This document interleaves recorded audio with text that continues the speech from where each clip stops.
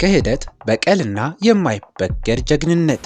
ዛሬ በላፍታ እይታ የምናየው ለሀገሩ የሞተላትን ሰላይ ሳይሆን ሀገሩ የከዳችውንና በቁጭት ሊያጠፋት የተነሳውን ጨካኝ ጠላት ነው። ይህ የጥፋት እሳት መላውን ህንድ ሊያወድም ሲያቃጭል እሳቱን ለማጥፋት በገዛ ደሙና በአጥንቱ የቆረጠው ፓተን ብቅ ብሏል። የዓለምን የጥፋት ሰዓት የቆረጠው ጂም ወይስ ሀገሩን እንደ እናት የሚያየው ፓተን? ማን ያሸነፍ ይሆን? ዛሬ የቦሊውድ ድንቅ ስራ የሆነውን ፓተን የሚለውን ምርጥ ፊልም ልናስቃኛችሁ ወደድን። እስከ ፕሮግራማችን ፍጻሜ ድረስ አብረው ይቆዩ።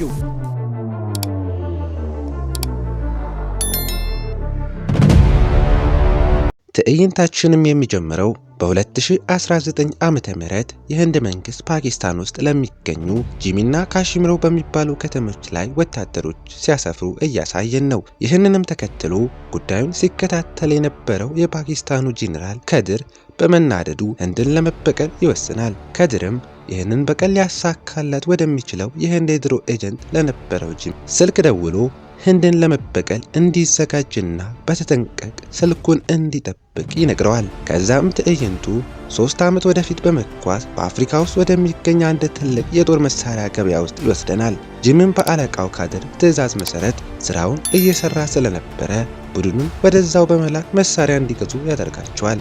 በተመሳሳይ ትዕይንት ፓተን የሚባል የህንድ ሰላይ እዛ በሚገኙ የጂም ሰዎች ሲደበደብና ሲሰቃይ እንመለከታለን። በድብደባው የተጎዳው ፓተንም እንደምንም ብሎ የታሰረበትን ገመድ ከፈታም በኋላ ችሎታውን ተጠቅሞ የጂምን ሰዎች አንድ በአንድ በመጣል ከቦታው በሄሊኮፕተር ያመልጣል። በቀጣይ ትዕይንት በህንድ የደህንነት ኤጀንሲ ውስጥ ናንደኒ የምትባል ሴት አንድ ሩቢና የምትባልን ተፈላጊ እንስት ያለችበትን በማወቋ ስትደሰት አስመልክቶን ከዛም ወዲያው ፓተንን ለማግኘት በፕሌን ስትጓዝ እንመለከታለን። በጉዞዋ ላይ ናንደኒም ከ2 ዓመት በፊት ተፈጥሮ ስለነበረው ነገር ማሰብ ትጀምራለች። ፓተን ከጂም ቡድኖች አምልጦ ወደ ቤቱ ከተመለሰ በኋላ ናንደኒ ፓተንን ቡድኑን አሰባስቦ የፓኪስታኑን አሸባሪ ቡድን እንዲያንበረክከው ታዘዋለች። ፓተንም ጊዜ ሳያጠፋ የፓኪስታኑን አሸባሪ ቡድን መከታተል ቀጥሏል። በዚህ መሃል አንድ መረጃ ይደርሳቸዋል። መረጃው የነበረውም ዱባይ ሀገር ለጉብኝት የሚሄደውን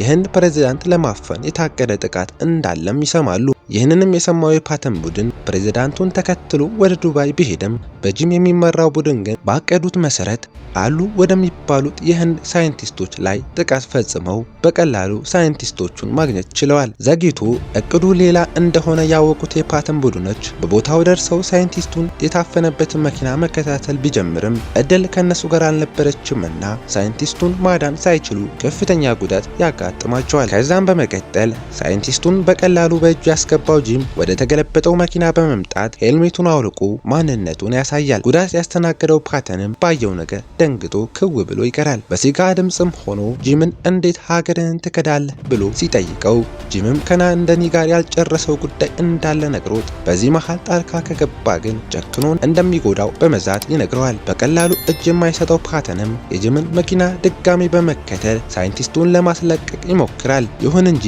በድጋሜ ሳይሳካለት ይቀራል። ከከሸፈው ተልዕኮም በኋላ ፓተን ወደ ህንድ በመመለስ ሪፖርት ያደርጋል። በቀጣይ ትዕይንት ፓተን አለቃውን ጂም ምን ሆኖ ሀገሩን እንደካደ ሲጠይቀው አለቃውም በእርጋታ ሆኖ መመለስ ይጀምራል። ጂምና ሚስቱ በአንድ ተልዕኮ ላይ እያሉ በሶማሊያ ወታደሮች መታገታቸውን ይነግረዋል። ከዚያም በመቀጠል አጋቾቹ ሀገሪቷን ከበድ ያለ ብር ይጠይቋታል። ነገር ግን በሰዓቱ የነበሩ ባለስልጣናት ግድ ሳይሰጣቸው ይቀራል። በሀገሩ ተስፋ የቆረጠው ጂምም እሱንና ሚስቱን ከዚያ ውጥንቅጥ ውስጥ ለማምለጥ ሲሞክሩ ተይዘው የጂም ሚስት ትገደላለች። ጂም ከዚያን ቀን ጀምሮ ሀገሩን በመክዳት አሸባሪ ቡድን እንደመሰረተም ይነግረዋል። በመቀጠል ፊልሙ የፓተን ቡድኖች የጂምን መገኛ ሲያፈላልጉ ያስመለክተናል። ከዛም ከጂም ጋር ልታገናኛቸው የምትችለውን ሩቢና የምትባለውን እንስት መገኛ አጣርተው ይደርሱበታል። ፓተንም ጊዜ ሳያጠፋ ሩቢና ትገኛለች ወደ ተባለበት ቦታ ያመራል። እዛም እንደደረሰ ሩቢናን ቢያገኛትም ወጥመድ ስለነበር በጂም ሰዎች ይያዝና ጂም ጋር ያመጡታል። ጂምም ፓተንን በአጭር ጊዜ ውስጥ ተከታትሎ ስላገኘው መደነቁን ነግሮት አንድ ስምምነት ያቀርብለታል። ስምምነቱም የነበረው ሀገሩን ከርቶ ከሱ ጎን እንዲቆም ይጠይቀዋል። ይሁን እንጂ ፓተን በሀገሩ ድርድር እንደማያቅ ነግሮት ስምምነቱን ውድቅ ያደርገዋል። ጂምም ይህንን እንደሰማ ትልቅ እድል እንዳመለጠው ነግሮት ሰዎቹን ደግሞ ፓተንን እንዲያስወግዱት በመናገር አካባቢውን የፈጠነ ለቆ ይሄዳል።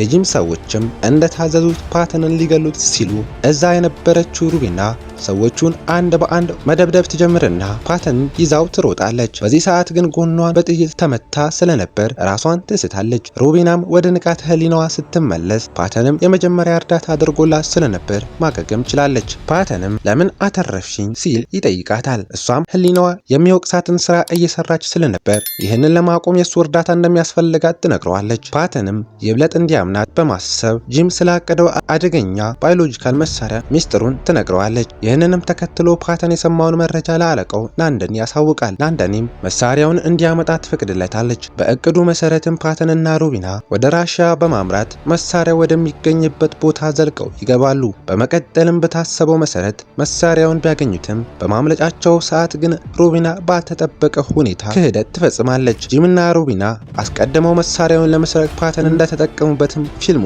ያሳየናል። በተመሳሳይ ትዕይንት ፓተን በሩሲያ ወታደሮች እጅ ወድቆ ከፍተኛ ድብደባና እንግልት ይደርስበታል። ላንደኒም ስለ ፓተን ስትጠየቅ ምንም እንደማታውቅ ተናግራ ትሄዳለች። ከዛም በፓተን ላይ የእስር ትዕዛዝ ወጥቶበት በባቡር እየተጓዙ ሳለ ሌሎች እስረኞች ሊገድሉት ይሞክራሉ። ፓተን የአቅሙን ያህል ቢከላከልም ጉልበቱ ግን እየደከመ ነበር። ነገር ግን በዚህ አስቸጋሪ ወቅት ሀገር የተባለው ባልደረባው ባቡሩን ሰብሮ በመግባት ፓተንን ከሞት ያድነዋል። ከዚህም በኋላ ፊልሙ ታሪኩን ወደፊት በመመለስ ፓተንና ሩቢና በድጋሚ ሲገናኙ ያሳየናል። ፓተን ለምን እንደካደችው ቢጠይቃትም እሷ ግን በወቅቱ ችግር ውስጥ ወድቃ ስለነበር መታለሏን ትነግረዋለች። ይህንንም ተከትሎ አደገኛው ቫይረስ የት እንደሚገኝ መረጃ ይደርሳቸዋል። ቫይረሱን የሰራው ሳይንቲስት ከጂም ለማምለጥ ቢሞክርም ጂም ግን ሳይንቲስቱን ገድሎ ቫይረሱን ይዞ ማምለጥ ይጀምራል። በተመሳሳይ ሁኔታ ፓተን ጂምን መከታተል ይጀምራል። በዚህ መሃል ሩቢና ቫይረሱን አንስታ ለማምለጥ ስትሞክር አደጋ ይደርስባትና በረዶ ውስጥ ትቀበራለች። ለሰዎች ቅድሚያ የሚሰጠው ፓተን ግን ጂምን በመተው ሩቢናን ለማዳን በረዶ ውስጥ የፈጠነ ገብቶ ሩቢናን ያድናታል። ይሁን እንጂ የሁሉ ጂም እነሱን ለማጥፋት የተጠቀመበት ወጥመድ ነበር። በተመሳሳይ ትዕይንት ላንደኒና ሳይንቲስቶቹ በቫይረሱ ተለቅፈው በህመም እየተሰቃዩ ቢሆንም ጂም ቫይረሱን ወደ ከተሞች ሊልክበት ያሰበውን የሚሳኤል ኮድ ለመስበር በከፍተኛ ተጋድሎ ሲሰሩ እንመለከታለን። ጂም በቪዲዮ ብቅ በማለት እነሱ ጋር ያለው ቫይረስ መሰራጨት እንደጀመረና ሁሉም በሽተኛ መሆናቸውን ይነግራቸዋል። በመጨረሻም ላንደኒና ሌሎቹ ሳይንቲስቶች ቫይረሱ እንዳይወጣ በሩን ከውጪ ዘግተው ለሀገራቸው ሲሉ የመጨረሻ እስትንፋሳቸውን እዚያው መስዋዕት ያደርጋሉ። በመጨረሻም ጂም ለህንድ መንግስት በቪዲዮ ቀርበው የ24 ሰዓት የጊዜ ገደብ ይሰጣቸዋል። የህንድ ወታደሮች ከካሽሚር እንዲወጡ ካልሆነ ግን ቫይረሱን በትልልቅ ከተሞች ላይ እንደሚለቀው በማስፈራራት ዛቻውን ያስተላልፋል። ትዕይንታችንም የሚቀጥለው ጂም የሰጠው የ24 ሰዓት ጊዜ ገደብ እየተቆጠረ ባለበት አስፈሪ ሁኔታ ነው። የህንድ መንግስት በከፍተኛ ጭንቀት ውስጥ ቢሆንም ፓተን ግን ጂም ቫይረሱን የደበቀበትን ላቦራቶሪ በአፍጋኒስታን ተራሮች ላይ ማግኘቱን ያበስራል። ይህን ተከትሎም ፓተን፣ ሩቢና የተረፉት የቡድኑ አባላት የመጨረሻውን የሞት ሽረት ዘመቻ ወደ ጂም ምሽግ ያደርጋሉ። በመቀጠልም በአፍጋኒስታን ምሽግ ውስጥ በጂም ወታደሮችና በፓተን ቡድን መካከል እጅግ ደም አፋሳሽ ጦርነት ይነሳል። ከዛም ፊልሙ ወደ ጂምና ወደ ፓተን የግል ፍልሚያ ይወስደናል። ጂም ቫይረሱን የሚቆጣጠረውን መሳሪያ ይዞ በሄሊኮፕተር ለማምለጥ ሲሞክር ፓተን ግን በማይበግር ወኔ ተከትሎት ይደርሳል። ይህ በእንዲህ እንዳለ ተራራ ጫፍ ላይ ሁለት የቀድሞ ጓደኛሞች የሞት ሽረት ትግል ይጀምራል። ጂም በቁጭት ሀገር ክዳኛለች እያለ ሲወረወር፣ ፓተን ግን ሀገር እናት ናት፣ እናት ደግሞ በምንም ምክንያት አትከዳም በሚል ጽኑ አቋም ይመክተዋል። በመጨረሻም ፓተን የቀረውን ጉልበቱን ተጠቅሞ ጂምን ካዳከመው በኋላ ቫይረሱን የሚያመክነውን ቁልፍ ከእጁ ላይ መንጠቅ ይሳካለታል። ጂም ገደል ውስጥ ሲወድቅ ፓተን ሚሳኤሉ ሳይወነጨፍ ሰከንዶች ሲቀሩት ያቆመዋል። በዚህም ሁኔታ በሚሊዮኑ የሚቆጠሩ የህንድ ህዝቦች ህይወት ከታሰበው እልቂት ይተርፋል። ፊልሙም ፓተን ለሀገሩ የከፈለውን ዋጋና ያሳየውን ታማኝነት ተከትሎ የጆይንት ኦፕሬሽን ኤንድ ኮቨርት ሪሰርች ወይም ጆከር ቡድን በክብር እንዲመለስ ተደርጎ በድል ይጠናቀቃል። ውድ የላፍታ እይታ ቻናል ቤተሰቦች የፓተን ፊልም ቅኝታችን በዚህ ተጠናቋል። ታሪኩን እንደወደዳችሁት ተስፋ እናደርጋለን። እናንተስ በፓተን ቦታ ብትሆኑ ኖሮ ለሀገራችሁ ምን ታደርጉ ነበር? አስተያየታችሁን ኮሜንት ላይ አስፍሩልን። ቪዲዮውን ላይክ ማድረጋችሁንና ለቻናላችን አዲስ የሆናችሁ ሰብስክራይብ ማድረጋችሁን አትርሱ። በሚቀጥለው ፕሮግራማችን በሌላ ምርጥ ፊልም እስከምንገናኝ ሰላም ቆዩልን።